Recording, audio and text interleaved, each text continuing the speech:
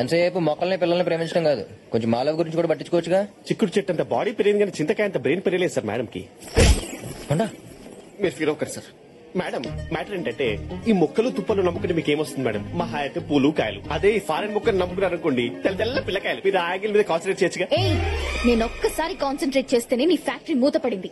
మళ్ళీ ఇంకోసారి కాన్సన్ట్రేట్ చేస్తే ఇద్దరిని నిర్భయ యాక్ట్ కింద బుక్ చేయిస్తా. అయ్యో బాబోయ్, ఈ మధ్య హీరోలు కూడా పంచజాలోకి లేసేస్తున్నారా? Get lost. లాస్ట్ ఏంటి? నిర్భయ యాక్ట్ అండి సార్. అసలే మన కంట్రీలో చట్టాలు చాలా స్ట్రాంగ్ గా తయారయ్యాయి.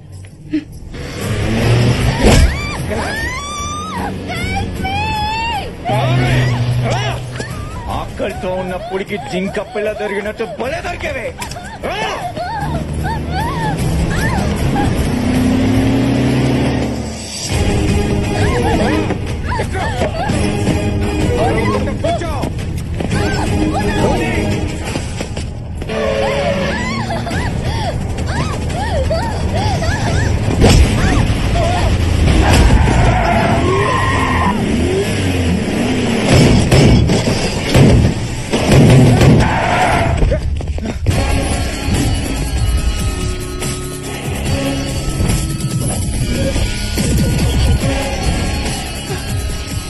ఎవర్రా నువ్వు? ఎరా నువ్వు ఒక పులి, ఆ అమ్మాయి ఒక జింక పిల్ల, మరి నేనెవరనరా? హంటర్నే. రేయ్, ఆ అమ్మాయితో నాకు చాలా పని ఉంది, మర్యాదగా తొప్పేయండి. నేనెవరో తెలుసా? నా బ్యాక్గ్రౌండ్ ఏంటో తెలుసా? తన్నులు తినే ముందు ప్రతివాడు చెప్పే ఫస్ట్ డైలాగ్ ఇదేరా. అయినా ఫోర్ గ్రౌండ్ లో నన్ను వదిలేసి బ్యాక్గ్రౌండ్ గురించి మాట్లాడతామేంట్రా పిచ్చనా కొడక? అంత పొట్టిగాడివా? నిన్ను వేసేసిన తర్వాతే దాన్ని తీసుకెళ్తా. వేసేయండ్రా. ఏంట్రా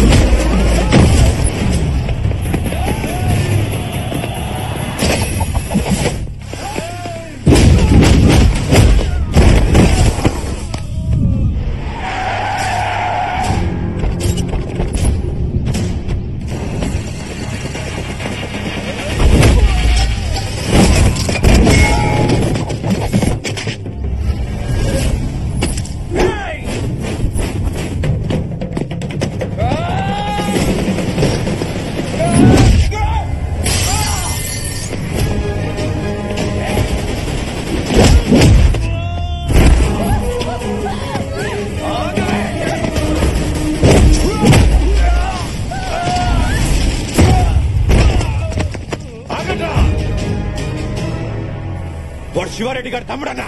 ఏసేద్దాం. తెలుసు. మరి వాడెవడు? అమ్మాయి ఫ్రెండ్ ఏమో. ఫ్రెండ్ అంటే వద్దు వదిలే అని బతిమాలతాడు. వీలకపోతే పోలీసులకి ఫోన్ కొడతాడు. కానీ కసితో కొడుతున్న వీడిని చూస్తుంటే ఖచ్చితంగా దివ్యాన్ని ప్రేమించిన వాడే ఉంటాడు.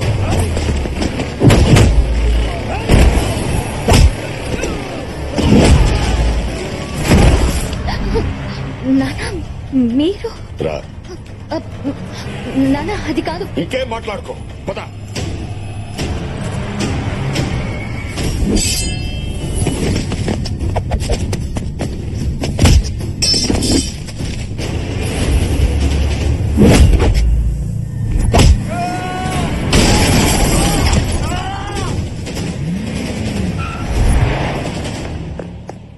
సార్ ఫ్యాక్టరీ కోసం వచ్చి ఫ్యాక్షన్ కూడా లేండి సార్. పైగా అమ్మాయి వెనకాల పెద్ద బ్యాక్గ్రౌండ్ ఉన్నట్టుంది.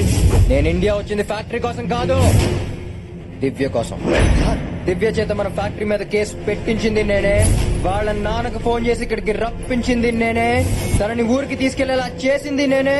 రేపు దానికి కాబోయే మొగుడిని కూడా నేనే.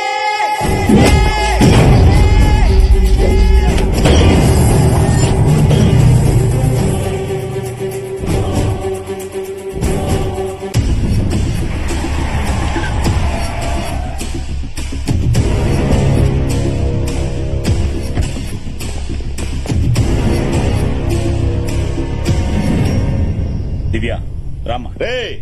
ఒక ఆడపిల్లని జాగ్రత్తగా చూసుకోలేకపోయావు, నువ్వే మగాడివిరా.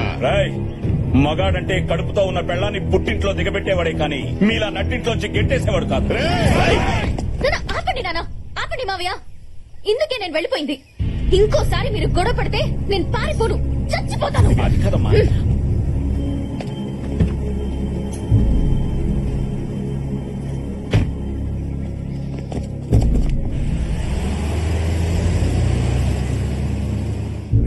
దాన్ని లేపేద్దాం అనుకుంటే మధ్యలో వాడేవడరా? తెలీదన్నా, కానీ వాడు కొడితే ఇలా నవ్వారు పడుతున్నా. అంతా పోటుగాడా?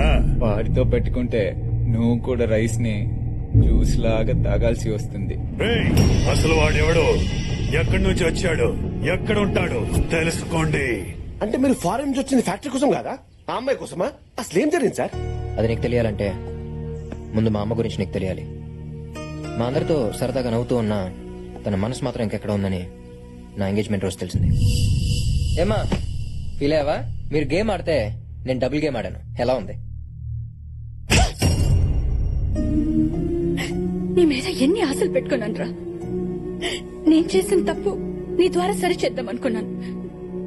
నాకు అవకాశం లేకుండా చేశావు. ఏంటమ్మా ఏంటి నువ్వు మాట్లాడేది?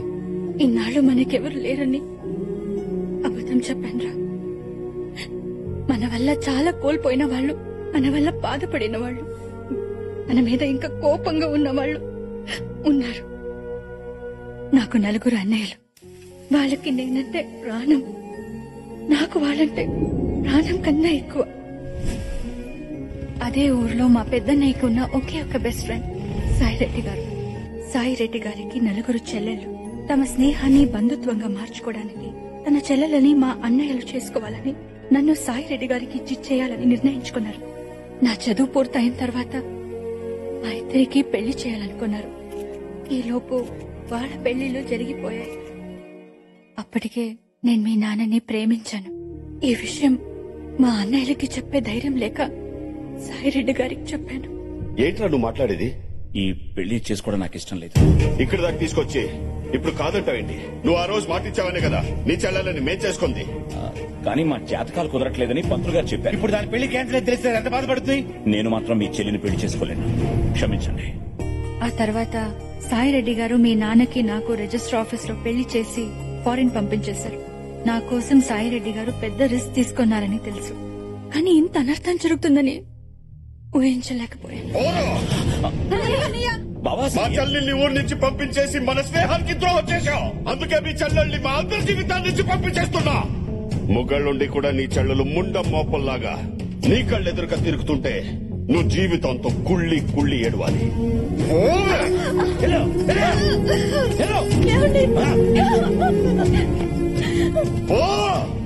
అప్పటికే మా వదిన ప్రెగ్నెంట్. పుట్టింట్లోనే ప్రసవించి అక్కడే ఉండిపోయింది.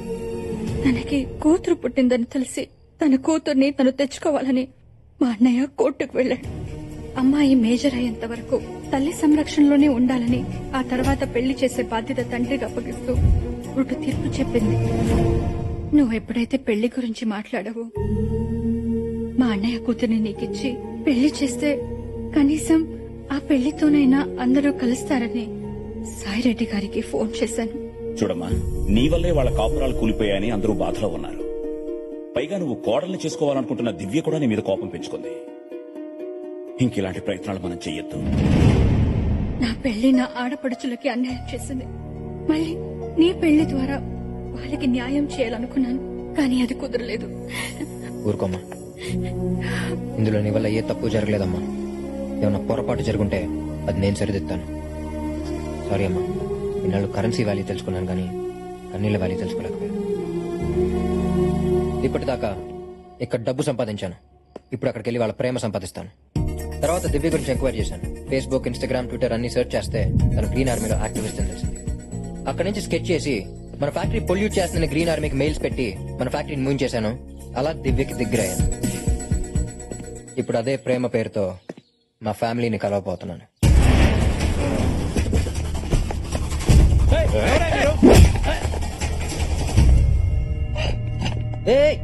ఎవరు మీరంతా? మా అన్న భూపతి, రఘుపతి, చలపతి, ఉమాపతి. మీ తిరుపతి కాదు, బొబ్బిలి. నా కూతుర్ని ప్రేమించడానికి ఎంత ధైర్యం నీకు? ప్రేమించడానికి కావాల్సినదే కదా. కాదంటే కన్విన్స్ చేస్తాను. చంపేస్తానంటే? రెడీ అంటాను. తనని ఎవరైనా చంపేస్తానంటే? నేను చంపేస్తాను. ఒప్పుకుంటే మీ కళ్ళుండి అవుతాను. అలడా, మీరు ఇప్పుడు ఒప్పుకున్నట్ట? నిన్ను చూసిన రోజే ఫిక్స్ అయ్యాను. మీ ఇంట్లో వాళ్ళకి కబర్ పెట్టు. కానీ మీ కూతురికి నేనంటే రాంగ్ ఇంప్రెషన్ ఉంది మామయ్య. ఒక్క 4 days తనతో కలిసి ఉండే ఛాన్స్ ఇవ్వండి, కన్విన్స్ చేసేస్తాను. హలో నాన్న. అమ్మా, నీకు మంచి సంబంధం చూశాను. ఆ అబ్బాయి నీకోసం ప్రాణం ఇస్తాడు. ప్రాణం తీసేవాడు ఇచ్చేవాడు కాకుండా వేరేవాడు దొరకడా మీకు? అది కాదమ్మా, అబ్బాయి చాలా మంచోడు. 4 రోజులు ఆ ఇంట్లో నీతో ఉంటే నీకే అర్థం అవుతుంది. కరెక్ట్ గానే చెప్పు. సరే నాన్న. ఓకే. ఫోన్ లో ఎవరమ్మా? నాన్న ఏదో పెళ్లి సంబంధం చూసారట, రేపు అతను వస్తున్నాడు. ఏమీ అక్కర్లేదు, నేనే నీకు మంచి సంబంధం చూస్తాను. మావయ్య, ఒకసారి నాన్నకి ఇష్టం లేని పెళ్లి జరగడం వల్లే ఇన్ని గొడవలు జరుగుతున్నాయి. మళ్ళీ ఆ తప్పు నేను చేయను. అది చిన్నపిల్లరా, మంచి చెడు తెలీదు. ఎప్పట్లాగే వచ్చేవాడిని ఊరి పులిమేరలోంచి తరిమేయండి. ఎదురు తిరిగితే